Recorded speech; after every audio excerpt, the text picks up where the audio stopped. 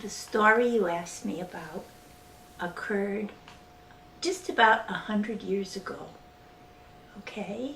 It was 1914, all right?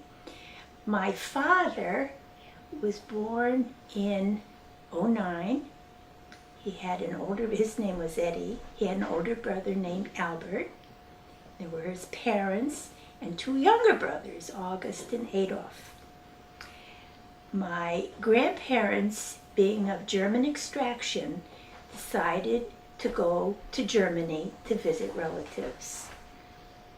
And they took the two younger boys with them because they weren't in school. They were little. And my father and his older brother Albert, they left with my grandmother's mother, who was my great-grandmother. So off they went. But what happened was, when they got there, at that time, was the start of the First World War. Now, the First World War started in 1914 and started with the assassination of the Duke of Austria. And at that time, Germany had a king he was referred to as the Kaiser, Kaiser Wilhelm.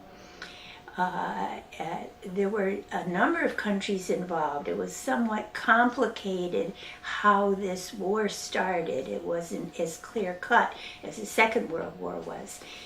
In any case, the Germans and the Russians were on opposite sides.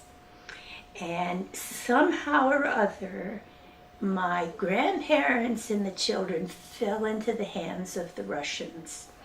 And they were civilians, but the Russians wouldn't let them go because they were afraid, with a name like Schultz, that they were going to go to Germany and fight against them. And so they didn't want to give any manpower to Germany.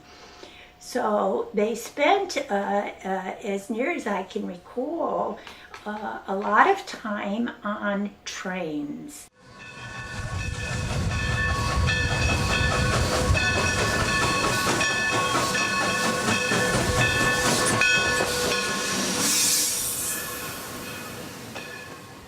And they shuttled them around to different places. Sometimes the trains were moving, sometimes not. At one point, my grandmother took the two younger boys with her to visit a lady in another car on the train. And while she was there, they uncoupled the train, and the part with my grandfather in left. And my grandmother tried to go back, and no grandpa!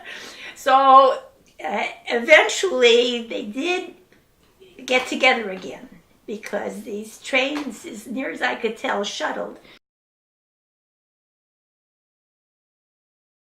But while they were gone, my father's older brother Albert ran away, and they never found him. My father tells the story of one day he was walking down a street in our hometown, and he passed another fella who looked familiar. He said hi, and the other guy said hi, and they walked past one another. And then when my father got home, he said, "Oh my goodness, that was my brother." And when my grandparents came back, they hired a detective. There was no internet. There was no communication like we have now. It just didn't exist. They're still using horses. So that was it. They never found Albert, ever. Never, ever found him. So it was a time of loss in many different ways. But I can remember hearing her tell this story to me when I was little. Now I'm older than she was when she told me the story.